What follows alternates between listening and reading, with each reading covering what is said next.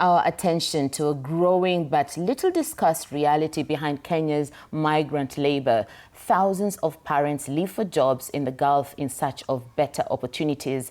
Many children are not left with grandparents or close relatives, as was common in the past, but are now being placed in private daycare homes across Nairobi, sometimes staying there for years. TV47's Muthoni Brenda tells the story of love, sacrifice, and the quiet emotional cost of distance.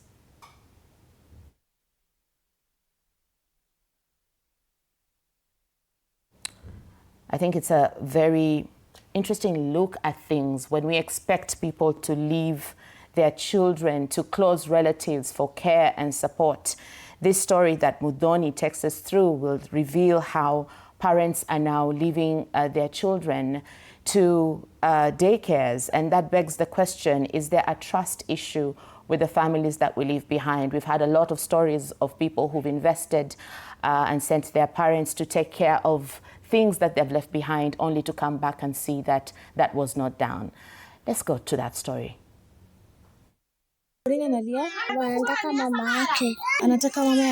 It's a statement heard more often than many.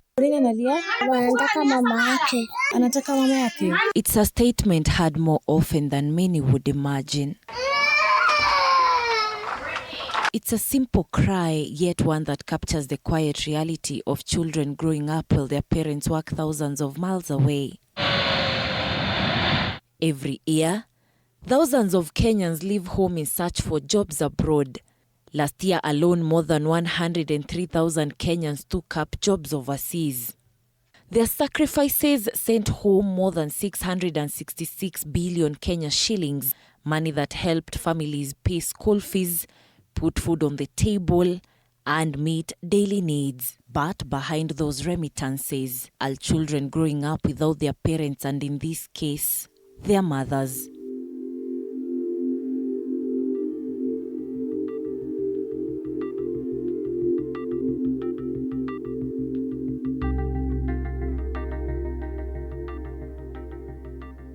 For years, many parents traveling to the Gulf countries have relied on relatives to care for their children while they are away. But not every parent has someone to call. For a growing number of Kenyan families, privately run home daycare centers have become the answer. In Nairobi's Githurai 44, these may look like just any other rented apartment. But the moment you step inside, you realize it is anything but the ordinary. The rooms are filled with the laughter, cries, and the footsteps of children. To these little ones, this is home. It is home until their mothers return. Behind all these is Hannah Wanjiru, the owner of Smart Daycare and Home Care Centers. The youngest in here is 1 year and 6 months, and the eldest is 10 years old. Most of the mothers, Hannah tells us, find her through social media. Mimi ni TikToker, so nilienda kwa TikTok, nikaandika tu kwamba naangaliria watu niko na daycare na home care. Nika introduce hii service ya home care ambayo ninakaa na mtoi wako, tunaenda hiyo nini until contract yako ishe ya Saudia ama kwenye huko. After the initial contact, the conversation quickly shifts from childcare to trust. Agreement iko, just like nini ile form ya kuadmit mtoto shule na kuaga nayo. So kama uko Gulf, kuna mtu mwenye ataleta mtoto hapa kwangu, tushapatana, tusha-agree kwa TikTok. Si kuna mtu mwenye ataniletea huyo mtoto mwenye umeachia. Mkisha-agree kwamba kuna place fulani wataka kupeleka mtoto ambao ni kwangu. So huyo mtu ndiye anakuja anasign hiyo document on your behalf. But wewe unanitumia ID yako. Naenda natoa photocopy na stick kwa hiyo nini na ishikanisha na hizo documents za mtoto wako. What begins as an online conversation ends with a parent entrusting their child to someone they may have never met before. Na adikaga 10. Once umeniuliza ama umekuwa interested, tunaweza agusha hiyo bei. So tukiagree, ndio unaenda unatoa ule mtoto kama hauko comfortable kwenye yako. Unaelewa? Hannah says that for many, leaving their children here is not their first choice. Na mwenye alitoka Kakamega, and the funny thing, alitoka kwa mamake. In the same house, akaniletea mtoto. Unaona? So kwa mafamilia inakuwa gumu. You even spend more. So hizo options ziko cause hamtaelewana. Na mimi kwangu ni business. So ikifika kwangu, mimi nitakuangalia mtoto juu I'm reliable. Over time, what has started as a daycare has grown into something more. The mothers working in the Gulf countries have created their own community. Niko na customers wazuri sana. By the way, kuna mtu tu atatuma pesa aseme, "Edo nichukulie tu yogurt tu 50-50-50." Ama squeezy kamepanda ni 60. Ni hesabia hao watoto wa Gulf. While Hannah runs her daycare in Githurai 44, she's not the only one navigating this kind of care arrangement. In Nairobi's Hunters area Kasarani, another caregiver is walking a similar journey. Meet Rosaline in her daycare called Mama Rosie's Daycare. Like Hannah, she has opened her home to children whose parents have traveled to the Gulf in search of better pastures. But for Rosaline, this is more personal. She once worked abroad herself, leaving her own children behind in Kenya. And she says that experience is what inspired her to now care for other people's children. Being that I've been there in the country, away from home, away from my children, I know the pain when your kids are not in the safe hands or when you want to be having stress over the children. So I offered this service by you agreeing with me to take care of your child under conditions zenye tunaelewana mimi na wewe. Just like the mothers who have placed their children under smart daycare in Githurai 44, parents here in Kasarani share similar stories of sacrifice and these being their last resort. Oh, sorry to say this, in my phone, mostly sikosangi watu wanalia because of family members. I think family members, they take advantage of you just because you are desperate. You know, kama uyuko karibu na watoto wako, already you are in a different state. You are desperate, you want to go look for cash. At the same time, you also want somebody to take care of your child. And once you leave them with the child, they will keep like, it's like wanakunyonya, ni kama kupe. They don't understand that like Gulf country, it doesn't pay much actually.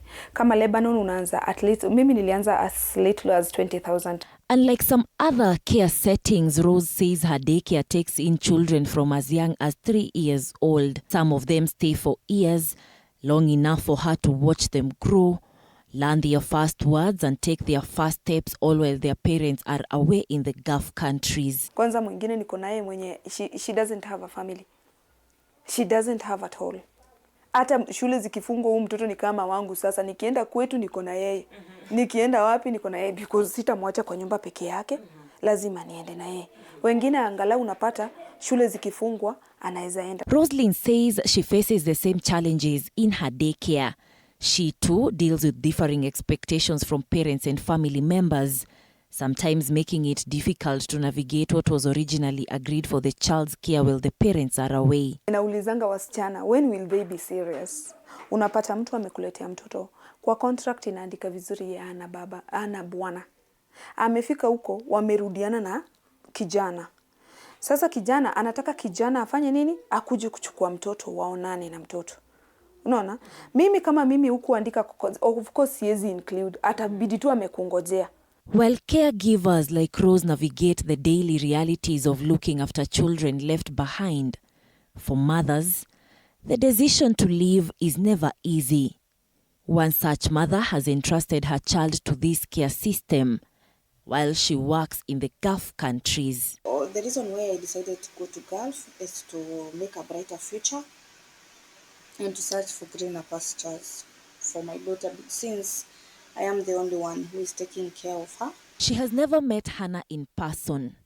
The first contact was made through TikTok messages. The reason why I entrust this daycare is because I felt safe. My instincts, they felt like this is the place. The mother says communication was her main factor in making this decision. My relatives, they're so hard to deal with, and communication was lesser.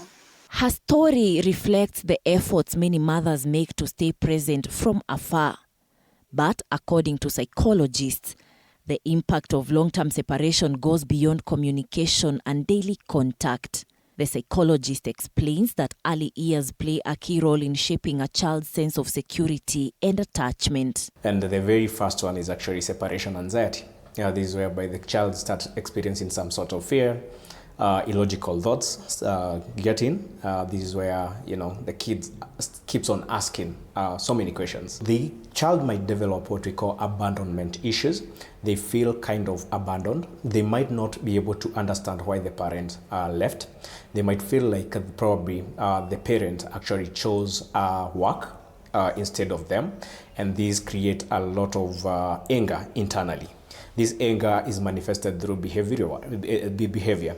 So they might start becoming aggressive or probably demonstrating some sort of resistance. Dr. Arthur further adds that some of these effects may not be evident in childhood, but can become more pronounced in adulthood.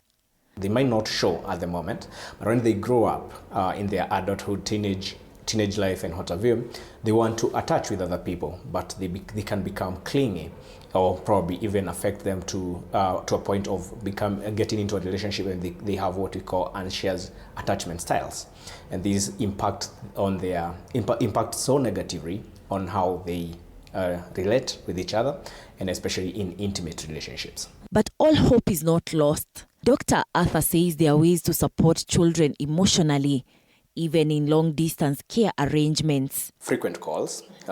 It may not replace the physical touch, but the frequent video calls, and explaining to the child.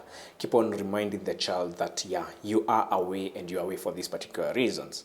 Do not assume that. Even if the child is so young, keep on reminding them. Those particular kind of words that you're using are very, very important. Then minimize the promises. If you're coming back after 1 year, make sure that you're not promising them that it is after several days, because they know, they calculate as well. They know that, okay, today is day 1, tomorrow is day 2, and what have you. Then if at all there is the other parent, maybe the mother is the one who is away.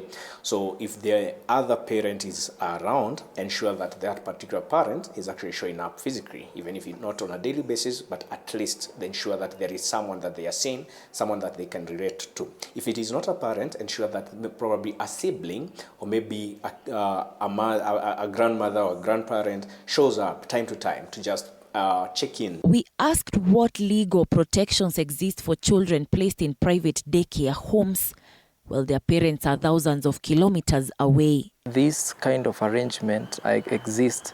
It is definitely not legal. It's definitely not regulated by the law. And God forbid if something happens to the child, there is really no legal recourse because it's an arrangement that is not really regulated by law. Behind every child that is left in a daycare home is a parent chasing their dream miles away. But as labor migration continues to grow, experts insist that the law must evolve too to ensure that no child is left behind in the pursuit of a better life. Modhoni Brenda for TV 47, Nairobi.